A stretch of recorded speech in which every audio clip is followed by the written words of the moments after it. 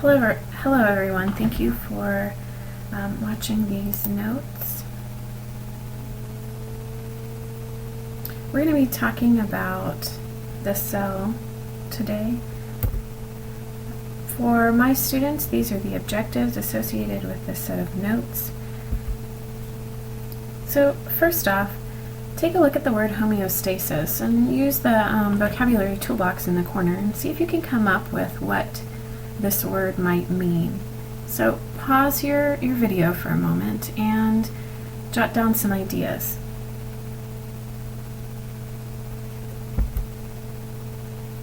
Okay, so coming back from your little brainstorm, the definition of homeostasis is actually listed below: the regulation and maintenance of internal conditions. So every living thing, from a tiny cell all the way up to a person, has internal conditions that we need to keep stable. One of the most obvious ones, and the one most people are familiar with, is your body temperature. There's a narrow range at which our body functions best, which is around that 98.6 degrees Fahrenheit. Our body also has to regulate our fluids. You all know if you start to feel dehydrated, you get thirsty and you drink more water. You also have to regulate the number of nutrients. Your body has to regulate the pH of the acid in your stomach so that it's optimal for the enzymes to work and perform digestion. Another thing that your body regulates is your blood sugar levels. And any of you who have or know someone who has diabetes, you know that your body can't maintain homeostasis in this particular area for your blood sugar levels. So those individuals have to regulate their blood sugar levels on their own, either through diet or medication. So that's what homeostasis, and this is true for every living thing.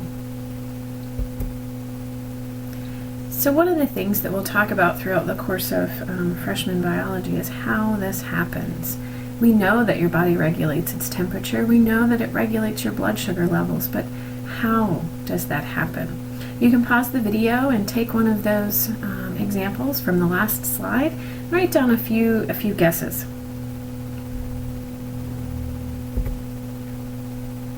One of the ways that your body maintains homeostasis is this idea of negative feedback.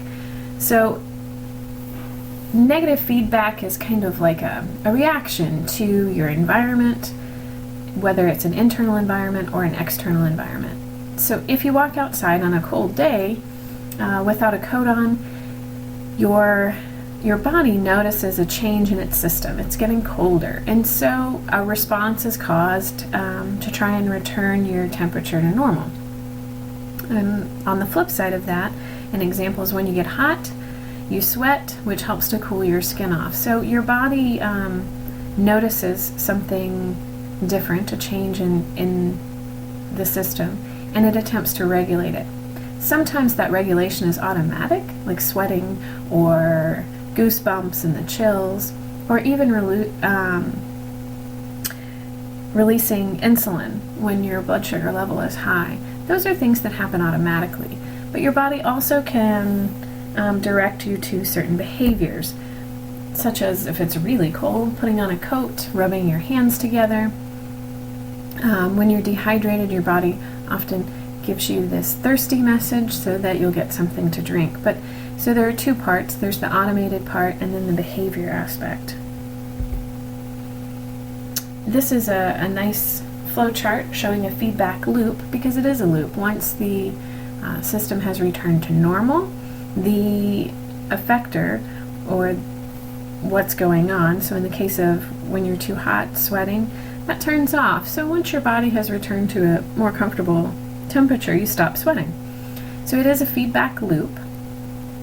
And all of those things that you learned throughout elementary school and middle school about all of your senses, your skin is a great sensory organ, communicating information to your brain, saying, hey, it's cold. We need to produce some goosebumps or maybe even shiver to help generate some additional body heat.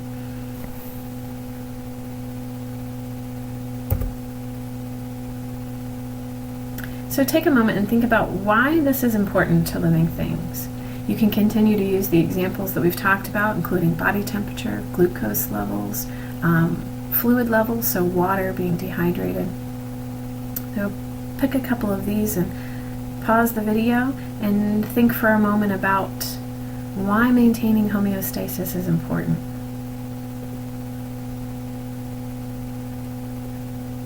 Okay, welcome back. So homeostasis also occurs at a cellular level. In this course with me, we'll talk about each of these three things as a unit to themselves. So we'll talk about energy regulation, which happens in the mitochondria and includes a few other organelles as well. Energy regulation has to do with your metabolism, how you break down the food that you eat and turn it into usable energy.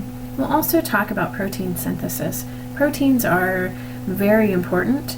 They make up much of the cell. The cell produces lots of proteins, and proteins perform many functions for the cell that enable the cell and us to survive. We'll also talk about cell reproduction, because as a multicellular organism, our cells need to be able to reproduce, divide, and replace themselves. They don't live forever. So a quick bit about those particular organelles, because in my class you have covered these in middle school, so I'm not going to spend much more time than this. If you need help with other organelles, please let me know. I think there's another video on the playlist that goes over each of the organelles in much more detail. But here you have the mitochondria. Hopefully you know it as the powerhouse of the cell, and the power that it generates is called ATP, which we'll discuss more later. Mitochondria are found in eukaryotic cells, but something interesting about them is that they have their own DNA and they replicate themselves, and this illustrates an evolutionary symbiotic history between cells and mitochondria.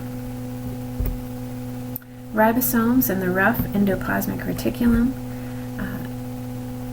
you can see them there in the micrograph picture. The endoplasmic reticulum and the ribosomes work together to create these proteins that are vital to our survival. And we'll talk more about proteins as the year goes on. So here's a micrograph picture of the cell. One of the things that's interesting is that it isn't colored, and that's because micrograph pictures are taken with electron microscopes, and these organelles and the electrons are so small that it can't reflect the wavelengths of light, so they really don't have color. They're too small to have color.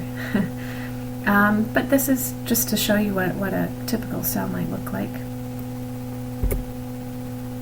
I'm going to spend a little bit more time talking about the plasma membrane, because undoubtedly you could probably tell me that it regulates what goes in and out of the cell. We're going to take a moment and talk a little bit more about how it regulates what goes in and out of the cell. But first, you need to understand what it looks like and how it's made.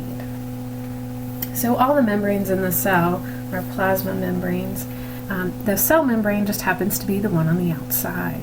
But there are many membrane-bound organelles, such as the nucleus, the mitochondria, the Golgi apparatus. All of those organelles have a structure. Their membrane structure is just like this. It's made up of these individual little phospholipids, which is a head and two tails. The heads are hydrophilic, which means they're attracted to water. The tails are hydrophobic. What this means is if you put it in an aqueous or a watery environment, such as us, our cells, the phospholipids will naturally form spheres, these little barriers, where it pushes all of the water out and away from the tails, and so the water congregates on this side or this side. So you can imagine as this side being the inside of the cell and this being the outside of the cell. So it creates a barrier. Here's a funny little graphic. I don't know. I thought this was kind of cute and may help you remember that the heads of the phospholipids are hydrophilic, they love water. The tails are hydrophobic, they don't like water, and they actually repel water. So it's more of a repel water and attract water, but I thought this was a funny graphic. So we know that this cell membrane allows things to get in and out of the cell. And here's how it does that. There are some things that are embedded in the cell membrane that help with its function. So proteins. These are the transport mechanisms. So it's the proteins that control what go in and out. So if the cell needs sodium or potassium, there's a certain transport protein that will help that ion get across the cell membrane. Also embedded in the cell membrane are other types of proteins called receptors, and these do signaling for feedback loops. So just like we talked about before, you walk outside, it's cold, so your skin tells your brain that you need goosebumps and maybe to start shivering. Individual cells have feedback loops as well. So when your skin gets a cut or it's damaged, that actually sends a message to the nucleus of the cell through these feedback loops and through receptors on the surface of the cell saying, hey, we need to divide and fill in some space that's been left by the damaged cells. So just like our skin communicates to our brain, the cell membrane via these receptors can communicate with the nucleus in order to change the behavior of the cell. Another important aspect of our cell membranes are the cholesterol. It gives them some rigidity and stiffness. This is so we're not just a pile of goo. So it helps give the cell membrane some structure. The cell membrane also has carbohydrate tags, which signal to your body that it is actually part of you and its job. So what it is and what it does. It's kind of like signs on the buildings around town. The post office sign lets you know what you can do there. So your skin cells have a certain kind of carbohydrate tag, your bone cells a different carbohydrate tag, so that they can identify each other. So here's a nice picture showing some different types of proteins. So here's a protein channel. You can see it creates a pore where things could move in and out of the cell. There are some proteins that are embedded that the cytoskeleton attaches to help hold the cell together. Here are those carbohydrate tags. So it's a protein with a little chain, carbohydrate chain on it. It shows the greenish molecules here in the middle is the cholesterol, and those are embedded halfway in.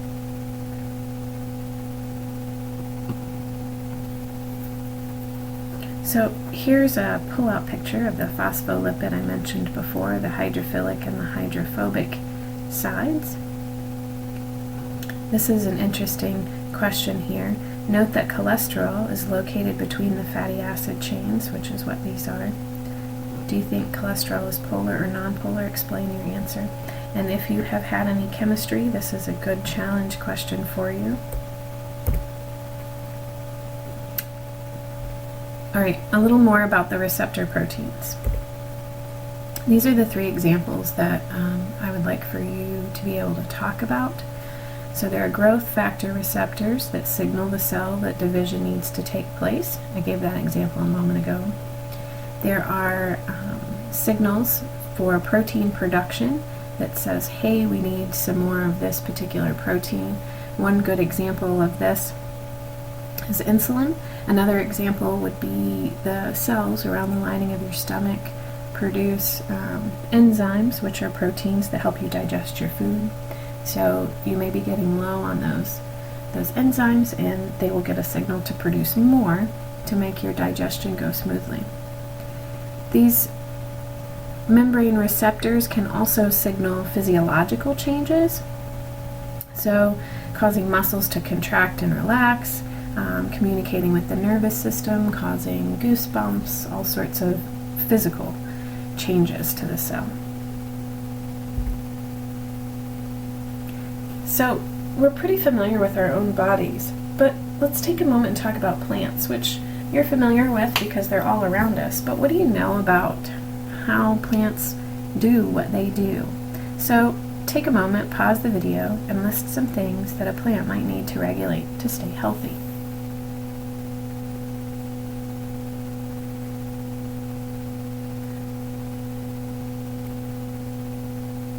Welcome back. So I've pulled out a few plant organelles to discuss what they do. So chloroplasts contain chlorophyll.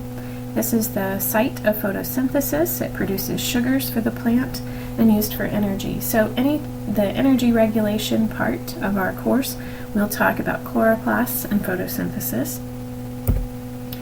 The central vacuole. This is a common feature that most students can pick out from a plant cell because it's unique to plant cells.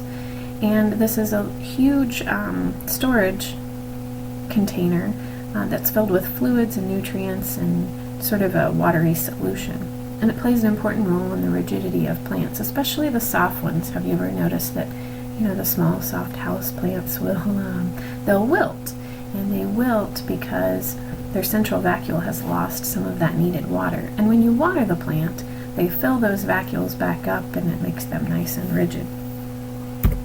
The cell wall provides support as well, and it works hand in hand with the central vacuole.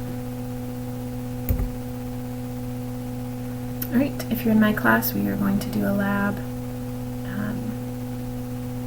So what might happen to a plant cell if any of these were to fail? And that's all. Thank you for joining me.